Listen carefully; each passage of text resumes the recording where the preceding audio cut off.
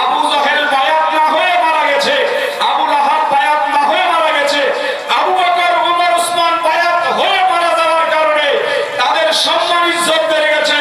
আবু জাহেল আবু লাহাব বায়াত না হয়ে মারা গেছে, এই জন্য তাদেরকে কেউ স্মরণ করে না, তাদেরকে মানুষ ঘৃণা করে। মনে রাখবেন, আপনি বায়াত না হয়ে যদি মারা যান, আপনার মৃত্যু হবে আবু জাহেলের মতো, আপনার মৃত্যু হবে আবু লাহাবের মতো।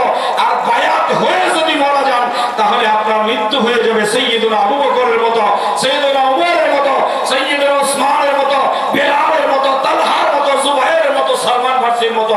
তাইলে বায়াত হওয়া দরকার আছে না নাই? পুরুষের বায়াতের কথাও কোরআনে আছে, মহিলাদের বায়াতের কথাও কোরআনে আছে।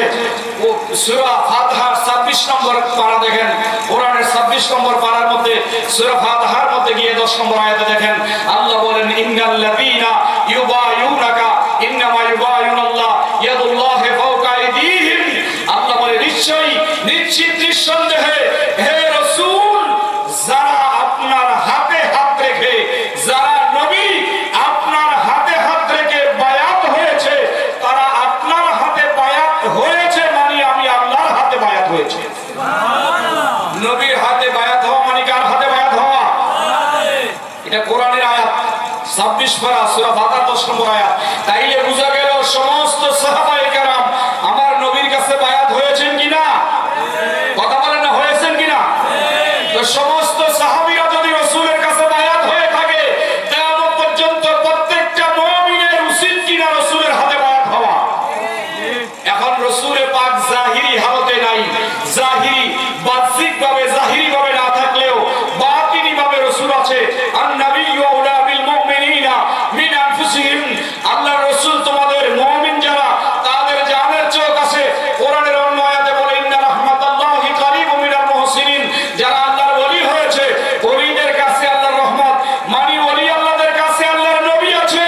যারা রাসূলকে জিন্দেগিতে পেয়ে গেছেন, তারা সরাসরি রাসূলের হাতে হাত দিয়ে বায়াত হয়েছেন। যারা রাসূলুল্লাহকে পায় নাই, কিয়ামত পর্যন্ত যেই সমস্ত ওলির সিনায় রাসূল আছে, ওই ওলিদের হাতে হাত দিয়া বায়াত রাসূল গ্রহণ করা, এটাই হচ্ছে সুন্নতে মুতাওয়ারিসা। বায়াত হওয়া দরকার আছে না নাই? আবু বকর সিদ্দিক, ও আবু বকর, ও ওমর, ও ওসমান, ও আলী, এ তালহা, জুবাইর, সালমান ফারসি, তোমরা নামাজ কখন পড়েছ? বলে আমরা যখন রাসূলের হাতে বায়াত হয়েছি তখন থেকে নামাজ পড়েছি। আপনারা বলেন, আবু বকর কি বায়াতের আগে আমল করছে না বায়াতের পরে?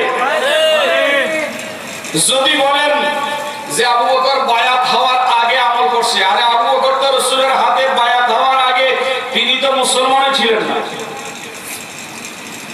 রাসূলের হাতে হাত দেওয়ার আগে কি আবু বকর মুসলমান ছিলেন?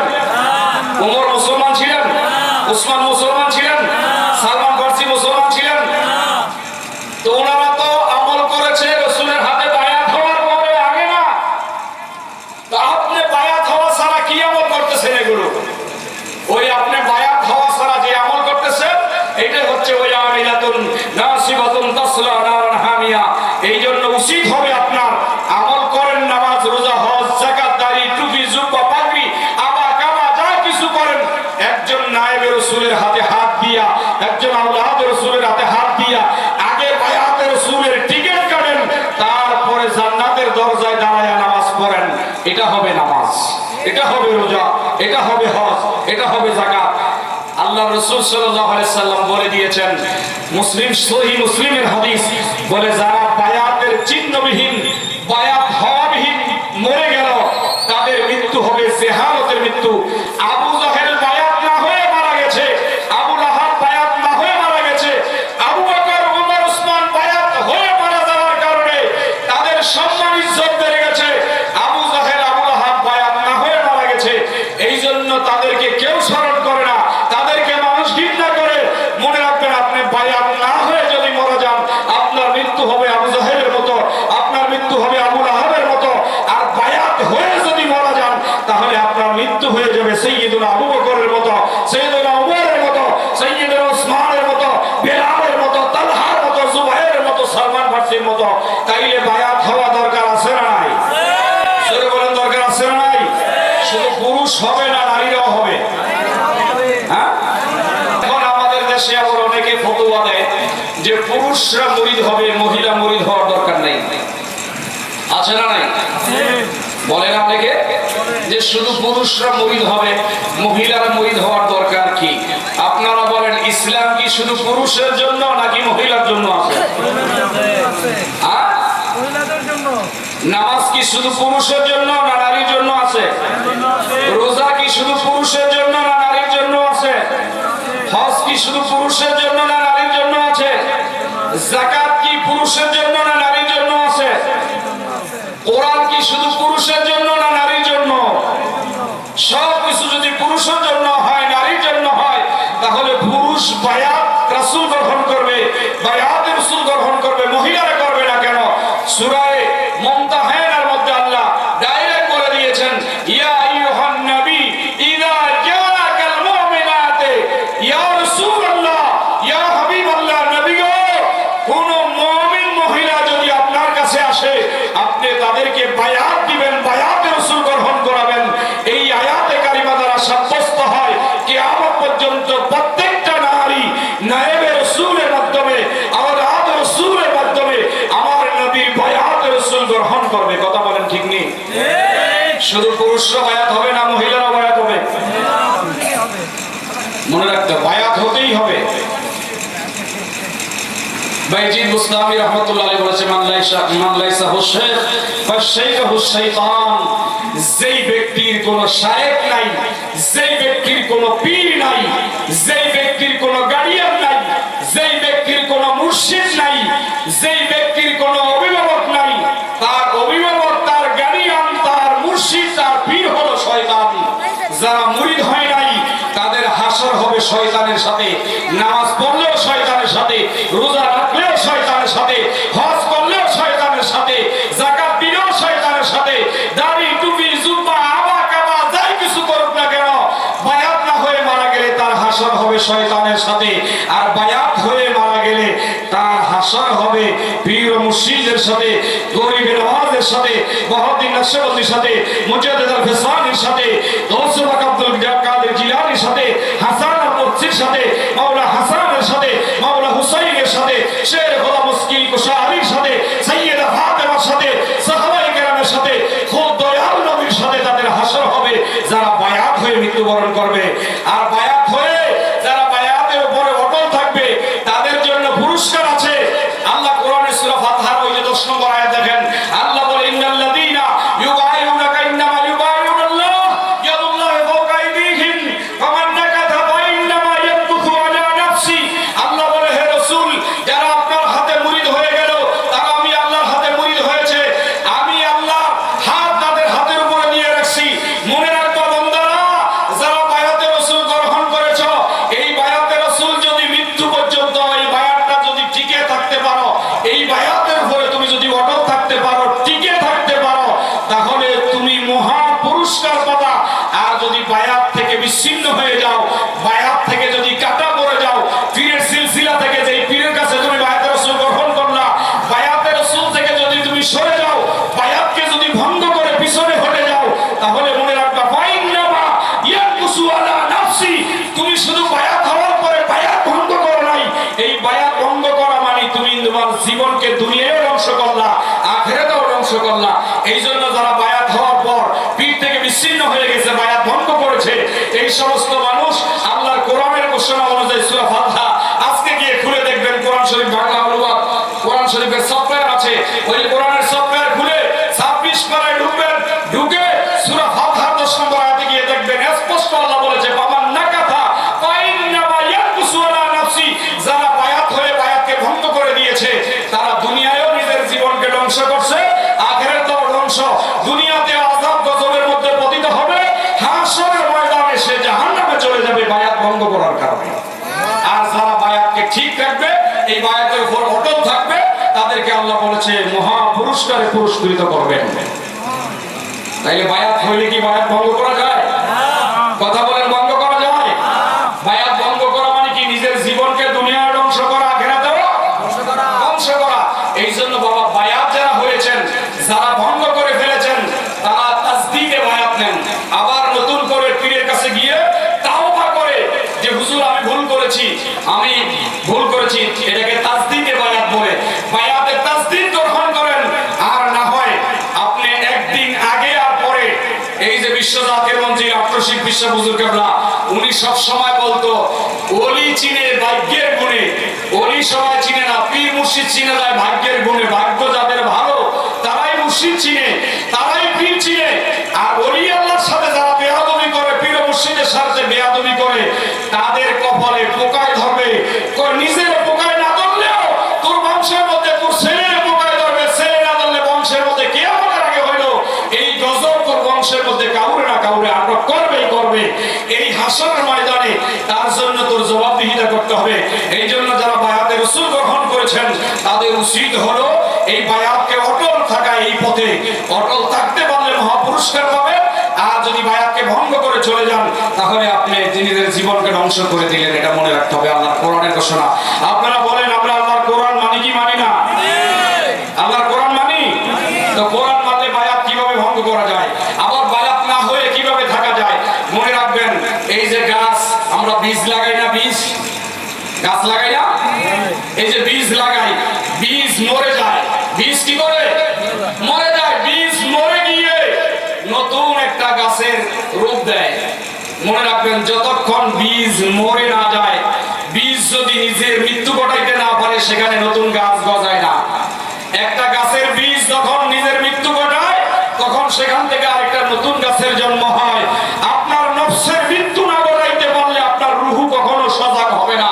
নফসের মৃত্যু ঘটাইতে না পারলে আপনার রূহ কখনো সজাগ হয়ে জাগ্রত হয়ে উঠবে না। এই জন্য নফসের মৃত্যু ঘটাইতে হইলে ওই নফসের মৃত্যু ঘটানোর জন্য একজন মুর্শিদের সহবতে থাকা জরুরি। মুর্শিদের সহবতে যখন থাকবেন তখনই আপনি আপনার নফসের মৃত্যু ঘটাইতে পারবেন। নফসের আম্মারার মৃত্যু ঘটাইয়া দিলে আপনার রূহ জাগ্রত হবে। যেই দিন রূহ জাগ্রত হবে সেই দিন রূহ আপনার মুর্শিদের কালবের সাথে, মুর্শিদের রূহের সাথে সম্পর্ক স্থাপন হবে। যেই মুরিদের রূহ মুর্শিদের রূহের সাথে, মুর্শিদের কালবের সাথে সম্পর্ক স্থাপন হয়ে গেছে, রাসূলুল্লাহর কলবের সাথে আর তার স্থাপন করার বাকি থাকে না। যিনি পানাফির শায়েখ হয়ে গেছেন তিনি অটো পানাফির রাসূল হয়ে গেছেন। যিনি পানাফির রাসূল হয়ে গেছেন তিনি অটো পানাফিল্লাহ হয়ে গেছেন। যিনি পানাফিল্লাহ হয়ে গেছেন তিনি অটো বাকাবিল্লাহ হয়ে গেছেন। যিনি বাকাবিল্লাহ হয়ে গেছেন তিনি সদা সর্বদা 24 ঘন্টায় তার সামনে আল্লাহর অস্তিত্বকে দেখতে পায়, তিনি রাসূলুল্লাহকে দেখতে পায়। ওই মুরিদ কখনোই কথা বলে না যে আমি আল্লাহকে দেখি না। ওই মুরিদ কখনোই কথা বলে না আমি রাসূলকে দেখি না। ওই মুরিদ মনে করে আমি খুশরুর মতো যে আমি আমার মুর্শিদকে দেখলাম, মানে মুর্শিদকে দেখলাম না, আমি আমার রাসূলকেই দেখলাম। রাসূলকে দেখলাম না তো আমি আল্লাহকেই দেখলাম। মুর্শিদের চেহারার মধ্যে আল্লাহ ঘোষণা দিয়েছেন সিবগাতুল্লাহি ওয়া মান হাসান মিনাল্লাহি সিবগা ওয়া নাহনু লাহু আবিদুন মাতলাক ওয়া নাহনু লাহু আরিফুন। যে ব্যক্তি মুর্শিদের চেহারা দেখে তিনি মুর্শিদের চেহারা দেখে না, তিনি খোদ রাসূলের চেহারা দেখেন। যিনি রাসূলের চেহারা দেখেন তিনি রাসূলের চেহারা দেখেন না, তিনি স্বয়ং আল্লাহর অস্তিত্বকেই দেখেন। এই জন্য পীর মুর্শিদকে ধরার মতো ধরতে হবে। পীর মুর্শিদকে কি ধরার মতো ধরতে হবে। আলোচনা সবার জন্য না, আল্লাহ বলছে ইল্লা উলুল আলবাব। আলোচনা জ্ঞানীদের জন্য, বলদের জন্য না। বলদকে আলোচনা ওই যে ঢাকা বালুর মাঠ ইসরাইল শাহ চিশতি, ওনার মুরিদ, ওনার খলিফা হাসান চিশতি। হাসান চিশতি গান গায়ে গেছে, উনি গান লেখছে 36 বছরের কালে কারো জ্ঞান আঁখি ফুটে না, 6 বছরের কালে আবার পায়ে যে 16 আনা। হ্যাঁ, হাসান চিশতির কথাই তো রাইট, এটাই তো বাস্তব, এইটাই সুন্দর বাস্তবসম্মত কথা। এটাই কিছু মানুষ আছে কুত্তার লেজ কুকুরের লেজ, কিয়ামতের আগে যেমন সোজা হওয়া সম্ভব নয়, কিছু মানুষ আছে ইন্নাল্লাযীনা কাফারু সাওয়াউন আলাইহিম আনযারতাহুম আম লাম তুনজিরহুম লা ইউমিনুন। আল্লাহ বলেছে রাসূল যারা ভিতরে ভিতরে কুফরি করে, কুফরের নামাজও ঠিক আছে, রোজাও ঠিক আছে, হজও ঠিক আছে, যাকাতও ঠিক আছে, দাড়িও ঠিক আছে, টুপিও ঠিক আছে, সব কিছু ঠিক আছে, কিন্তু ভিতরে ভিতরে কুফরি করে। এই ভিতরে ভিতরে কুফরি যারা করে তাদেরকে আপনি ওয়াজ করেন আর না করেন, যত ওয়াজই শোনান না কেন, আবু জাহেল উপরে সবাই ঠিকঠাক ছিল, কথায় আছে না উপরে ফিটফাট ভিতরে সদরঘাট, উপরে সব কিছু ঠিক কিন্তু ভিতরে কুফরি। এদেরকে যতই ওয়াজ শোনান না কেন লা ইউমিনুন, এরা কখনো ঈমানদার হবে না। রাসূলুল্লাহর যুগে মানুষ ছিল, আজকের যুগেও থাকা অসম্ভব নয়। আজকেও এইরকম মানুষ আছে, উপরে নামাজ রোজা হজ যাকাত দাড়ি টুপি জুব্বা পাগড়ি আবা কাবা সব ঠিক আছে, লেকিন তার ভিতরে কুফরি। তারা ওয়াজ শুনে ভিতরে কুফরি থাকার কারণে এই ওয়াজ তাদেরকে কাজ করে। জমিন যদি উর্বর না হয়, বীজ যতই ভালো দেন ফল ফলাবে না। জমি উর্বর কিন্তু বীজ যদি ভালো না হয় ফসল ফলবে। আবার ফসল বীজ যদি ভালো হয়, জমি যদি উর্বর না হয়, ফসল ফলবে না। এই জন্য বাবা, পীর ও মুর্শিদের প্রতি আনুগত্যশীল হন। যুক্তির নাম ইসলাম হতে পারে না, ইসলাম হচ্ছে আনুগত্যের নাম। আমি আমার এই বাবাজির কথা শুনে অনেক খুশি হয়েছিলাম। এখানে দারুণ কথা বলেছে তিনি বসে বসে। হ্যাঁ, যখনই তুমি এই কথা মনে রাখতে পারবা, আমার দিন, আমার দুনিয়া, আমার ডান, আমার বাম, আমার সামনে, আমার পিছনে, আমার উপরে নিচে, আমার সংসার, আমার জান, আমার মাল, আমার সব কিছু আমার মুর্শিদ।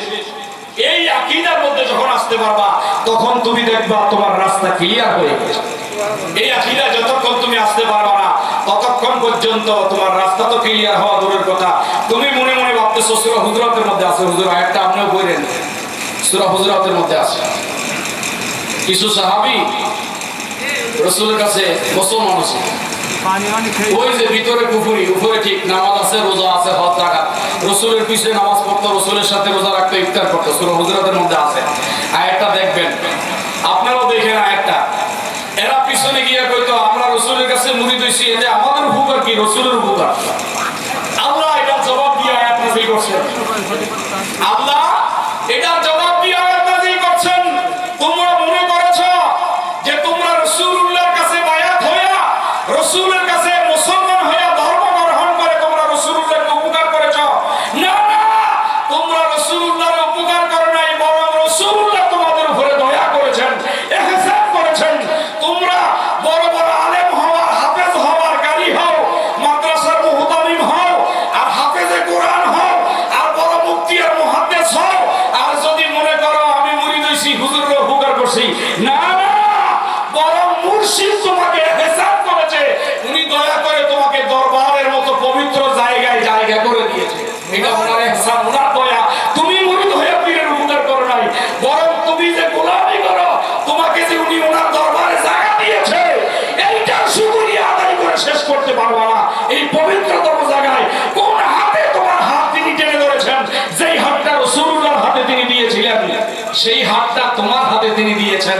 তাই তুমি মুরিদ হয়ে পীরের উপকার করছো এমন নয়, বরং পীর তোমার উপরে ইহসান করেছে, দয়া করেছে। এই আকীদার উপরে যখন আসবা, সূরা হুজুরাত পড়ে দেখবা, তখনই তুমি একজন খাঁটি পাক্কা ফাক্কা আশিক হয়ে যেতে পারবা। আর যখন আশিক হবা, এই জন্য যে সমস্ত নারী এবং পুরুষরা, কেউ কাদি, কেউ চিশতি, কেউ নকশবন্দি, কেউ মুজাদ্দিদি, যে এই দরবারে মুরিদ হয়েছেন, আমি তাদেরকে বলবো, মুর্শিদের হাত ধরেছেন তো ধরছেন, তো ধরার মতো ধরেন, আর ছুটার আশা করেন না। আর যদি ছুটে যান, এখন বলবেন হুজুর এক পীরের কাছে মুরিদ হয়ে আরেক পীরের কাছে চলে যাব, আপনি যাইতে পারবেন না। কি হবে জানেন? আপনি যদি বর্তমান জমানার কোন ওলির কাছে মুরিদ হন, হওয়ার পরে যদি এখান থেকে সাইরা দিয়ে বলেন আমার ভালো লাগে না, আমি গাউসুল পাকের কাছে মুরিদ হব, আপনি চলে গেলেন বাগদাদ, গাউসুল পাকের মাজারে গিয়ে বললেন ও আব্দুল কাদের জিলানী, আমি আমার যুগের একজন বিশ্বের কাছে মুরিদ হয়েছিলাম, ভালো লাগে না, চলে আসছি, আপনার কাছে মুরিদ হবে, আপনি হাত বাড়ান। গাউসুল পাক বলবো বেটা, তোর মতো বেলজ্জা, তোর মতো এই ইজ্জতহীন মানুষ আমার দরবারে দাঁড়ানোর অধিকার নাই। কারণ যার কাছ থেকে এসেছো তার মধ্যে আমারই বেলায়া, তার মধ্যে আমারই রুহানিয়ত, আমার রুহানিয়তকে সেইখানে এনকার করে সেইখানে বাদ দিয়া তুমি আমার কাছে আসছো, গাউস পাক আপনাকে গ্রহণ করবে না।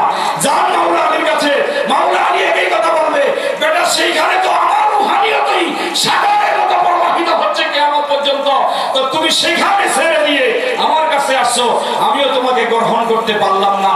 এটা একটা উদাহরণ দিয়ে আমি শেষ করছি। সেটা হলো একজন ইহুদি এক মুসলমানের সাথে ঝগড়া লেগে রাসূলুল্লাহর কাছে গেছিলেন বিচার করার জন্য। রাসূলুল্লাহ বিচার করে সূক্ষ্ম রায় দিলেন ইহুদির পক্ষে, মুসলমানের পক্ষে রায় দেয় নাই। রায় না দেওয়ার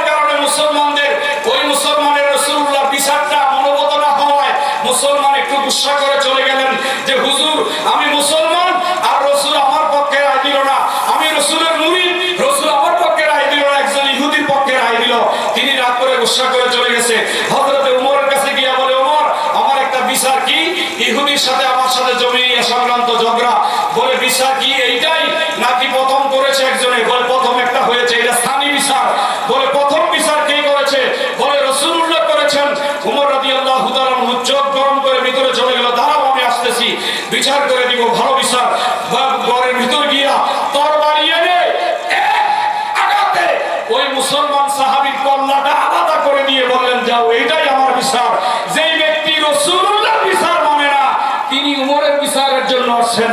তাইলে বোঝা গেল রাসূলুল্লাহ যাকে গ্রহণ করে নাই সেইটা সাহাবীরা গ্রহণ করে নাই, আবার সাহাবীরা যেটা করেছে ওই সাহাবীরা যেটা গ্রহণ করে নাই সেটা রাসূলুল্লাহ গ্রহণ করে নাই। মনে রাখতে হবে, কোন পীর যদি মুরিদকে গ্রহণ না করে তাকে রাসূলুল্লাহ উম্মত হিসেবে গ্রহণ করবেন না। রাসূলুল্লাহ যদি উম্মত বলে গ্রহণ না করে আল্লাহ তাকে মুরিদ হিসেবে গ্রহণ করবেন না। কোথায় রয়েছে ওয়ালিল্লাহিল ইজ্জাতু ওয়া লিরাসূলিহি ওয়া লিল মুমিনিন ওয়ালাকিন্নাল মুনাফিকিনা লা ইয়ালামুন। আল্লাহ বলে, শুনে নাও বান্দা, ওয়ালিল্লাহিল ইজ্জাতি, ইজ্জত আল্লাহর। ইজ্জত যদি দিতে হয় তাহলে আল্লাহকে ইজ্জত করো, আল্লাহকে তাজিম করো, আল্লাহকে সম্মান করো। এরপরে বলেছে ওয়া লিরাসূলিহি, ইজ্জত যদি দিতে হয় আল্লাহর সাথে রাসূলকে দাও। ওয়া লিল মুমিনিন, ইজ্জত যদি দিতে হয় নবীর সাথে আল্লাহর ওলিদেরকে ইজ্জত করো। তিন জায়গায় রাগ, গুসা, অভিমান করলে মানুষ কাফের হয়। কয় জায়গায়? তিন জায়গায় রাগ, গুসা, অভিমান করলে মানুষ কাফের হয়। তিন জায়গায় অভিমান করার সুযোগ নাই, তিন জায়গায় রাগ করার সুযোগ নাই। এই তিনটা জায়গা, একটা হলো মাকামে তাওহীদ, আরেকটা মাকামে রিসালাত, আরেকটা মাকামে বেলায়াত। কেউ যদি আল্লাহর সাথে রাগ করে তার ঈমান থাকে? আল্লাহর সাথে অভিমান করলে ঈমান থাকবে? কেউ যদি রাসূলের সাথে রাগ করে ঈমান থাকবে? কেউ যদি বেলায়াত মুর্শিদের সাথে রাগ করে তার ঈমান থাকবে? তিন জায়গায় রাগ, অভিমান, গুসা চলে। এই তিন জায়গায় শুধু অনুগত্য।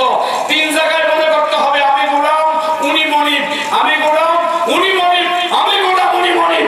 এই তিন জায়গায় বাহাদুরি, অহংকার, গৌরব, তাকাবুরি কিছুই চলে না। আমি আত্ম ধ্বংস করে দিয়ে নিজেকে আনুগত্যশীল বানায়া কোরআন বলেছেন, সরাসরি বলে দিয়েছেন এই কথা। সেই জায়গায় আপনার আসতে হবে। ওয়াকুনু মা'আস সাদিকিন, তোমরা তাদের সাথেই থাকো। বলে নাই বড় ওলি হয়ে যাও, আল্লাহ কাউকে ওলি হইতে বলে নাই। আল্লাহ বলেছে ওলির সাথে থাকতে, কুনু মা'আস সাদিকিন, ওলি যারা, সালিহিন যারা, তাদের সাথে থাকো। চার শ্রেণীর মানুষের সাথে বেয়াদবি করা নিষেধ। কয় শ্রেণীর মানুষের সাথে? বলা হয় না। চার শ্রেণীর মানুষের সাথে বেয়াদবি করলে নামাজ কবুল হয় না। চার শ্রেণীর মানুষের সাথে বেয়াদবি করলে রোজা কবুল হয় না, হজ কবুল হয় না, যাকাত কবুল হয় না। চার শ্রেণীর মানুষের সাথে বেয়াদবি করে কাবা করে গেলে সেইখানেও দোয়া কবুল হয় না।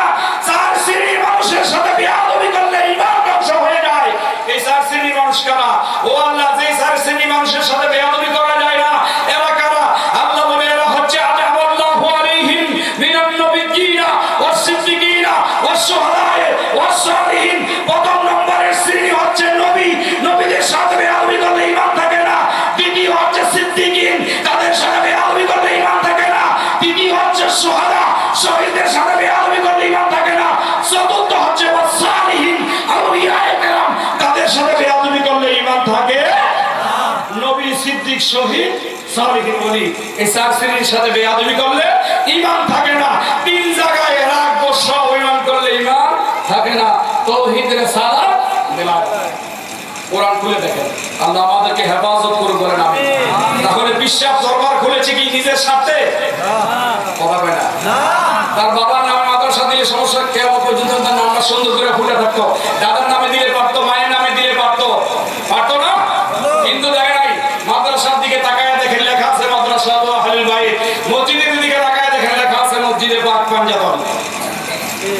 আছে না? নাই? হ্যাঁ, মসজিদে পাক পাঞ্জাতন। মনে রাখবেন, নেসবতের সম্পর্ক ভালো থাকে। নেসবত বুঝেননি? নেসবত, নেসবত তো বুঝেন না অনেকে। আমরা অনেক সময়, আপনারা বলেন তো এখান থেকে মাদারীপুর কয় কিলো? আচ্ছা, বরিশাল ধরেন, বরিশাল 120 কিলো ধরেন, 150 কিলো ধরি, একটা আন্দাজ নিয়ে নিলাম। বরিশাল এখান থেকে 150 কিলো। আপনারা বলেন তো হাইটা যাইতে যে সময় লাগবে, হাইটা গেলে যে সময় লাগবে, মোটর সাইকেলে গেলে এসে কম লাগবে না বেশি লাগবে? কম লাগবে। কে মানুষ তো একজনই। আপনি হাইটা গেলেন যে সময় লাগবে, মোটর সাইকেলে গেলে এই সময় লাগার কথা না। মানুষ তো একজনই। বুঝেন, আমি বলছি, আমি কিন্তু আলোচক না, ওয়াজ করতে পারি না, দুই চারটে কথা বললাম। মানুষ তো একজনই। রনি বিশ্বের এখানে হাইটা বরিশাল রওনা করলো, যেই সময় লাগবে মোটরসাইকেলে গেলে কম লাগবে না বেশি লাগবে? তো মানুষ একজনই, হাইটা গেলে সময় বেশি লাগে, মোটরসাইকেলে গেলে কম লাগে, তার কারণ কি? আবার মোটরসাইকেলে গেলে যেই সময় লাগবে বিমানে গেলে কম লাগবে না বেশি লাগবে? যে মানুষ তো একজনই। একজন মানুষ হয় হাইটা গেলে যেই সময় লাগে, মোটরসাইকেলে গেলে তার যার সময় কম লাগে, মানুষ একজন বিমানে গেলে আরো সময় কম লাগে। কারণটা কি? তো কারণটা হচ্ছে মানুষ একজন, সম্পর্ক ভিন্ন, নিসবত ভিন্ন। কয় কি? কয় মানুষ রবি বিশ্ব ঠিক আছে, এর সম্পর্ক যখন মোটরসাইকেলের সাথে, মোটরসাইকেলের গতি যেমন তার তার গতিও তেমন। কয় রবি বিশ্বের সম্পর্ক যেহেতু বিমানের সাথে, বিমানের গতি যেমন তার গতিও তেমন। আপনি যার সাথে সম্পর্ক রাখবেন তার গতি যেমন, আপনার গতিটাও তেমন হবে। এই জন্য দুনিয়ার মানুষ মসজিদ করে নিজের বাপের নাম দেয়, দাদার নাম দেয়। ওই যার নামে দিছে টাকা দেখে হয়তো লোকটা সরকারি চাকরি করছে, ঘুষ খায়া মসজিদটা তৈরি করছে, বিভিন্ন টাকা পয়সা দিয়ে তৈরি করছে, তৈরি করার পরে নিজের নামে দিছে, নামটা ফুটাইছে, এই মানুষের সাথে সম্পর্ক। আর রনি বিশ্বের যেই নাম দিছে মসজিদে পাক পাঞ্জাতন, আপনারা বলেন যেই পাঁচজনের সাথে নামটা করছে, পাঁচজন পাক পাঞ্জাতন, মসজিদে পাক পাঞ্জাতন, একজন নবী, আরেকজন আলী, ফাতেমা, হাসান, হুসাইন, এই পাঁচজনে কোনদিন সুদ খাইছে? এই পাঁচজনে কোনদিন ঘুষ খাইছে? এই পাঁচজনে কোনদিন মিথ্যা কথা কইছে? এই পাঁচজন এমন পবিত্র, এমন পবিত্র, আল্লাহ বলে ইন্নামা ইউরিদুল্লাহু লিইউযহিবাকুম আনকুমুর রিজসা আলাল বাইত ওয়া ইউতাহহিরাকুম তাতহীরা। এই পাঁচজন হচ্ছে আল্লাহর নূর, পবিত্র সত্তা। সেই পবিত্র সত্তার নামে যেহেতু মসজিদকে নাম দেওয়া হয়েছে, তাইলে যারা যেমন তাদের সম্পর্কের সাথে সম্পর্ক রাখলে ওই মসজিদের সম্মানও তেমন। এটা সাধারণ কোন ব্যক্তি। এই জন্য মসজিদে পাক পাঞ্জাতন আর মাদ্রাসায় আলে বাইত। আমি আপনাদেরকে বলবো যে এই মাদ্রাসার প্রতি আপনারা নজর রাখেন, নজর রাখেন, নজর রাখেন। এই নজর মাদ্রাসার প্রতি বললে আপনার এই নজর আলে বাইতের প্রতি চলে গেছে। আল্লাহ আমাদেরকে কবুল করে, বলেন আমিন। আরো জোরে বলেন আমিন।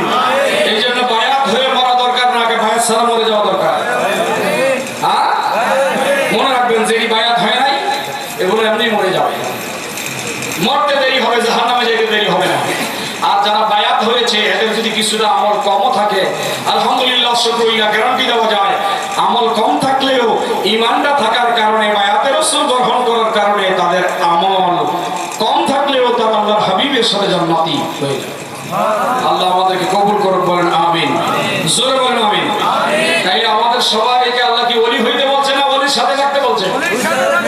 হ্যাঁ, ওই যে বললাম মোটরসাইকেলের সাথে চললে মোটরসাইকেলের গতির মতো আপনি করি।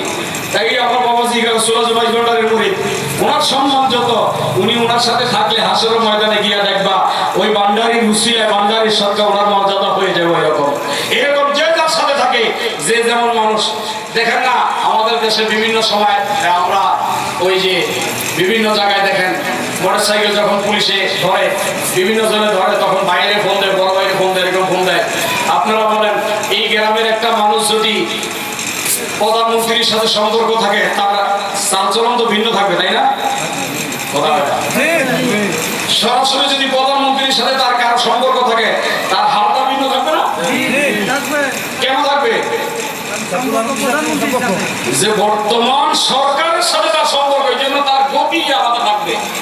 মনে রাখবেন আল্লাহর ওলিদের সম্পর্ক খোদ রাসূলুল্লাহর সাথে। কার সাথে? রাসূলুল্লাহর সাথে। তাহলে তাদের গতিটা কেমন? আর আপনার সম্পর্ক যদি ওই ওলির সাথে থাকে, তাহলে আপনার অবস্থা কি হতে পারে? দুনিয়ার চেয়ারম্যানের সাথে সম্পর্ক রাখলে যদি হাত ভিন্ন হয়, ওলিদের সাথে সম্পর্ক থাকলে হাসরের ময়দানে কি হবে জানেন? এইরকম বুকের কাপড় টান দিয়ে কইতে পারবেন আমি অমুকের গোলাম ছিলাম হাসরের ময়দানে। দেখেন না, কয় না আমি চেয়ারম্যানের ভাতিজা। কি কয়? কিন্তু চেয়ারম্যানের ভাতিজার বেল থাকে না এমপির ভাতিজার কাছে। কথা কয় না? জামার কলার ঝুলায় কয় আমি চেয়ারম্যানের কি ভাতিজা, কিন্তু এই চেয়ারম্যানের ভাতিজার বেল নাই কোন জায়গায়? এমপি ভাতিজার কাছে। আবার এমপি ভাতিজার বেল নাই মন্ত্রী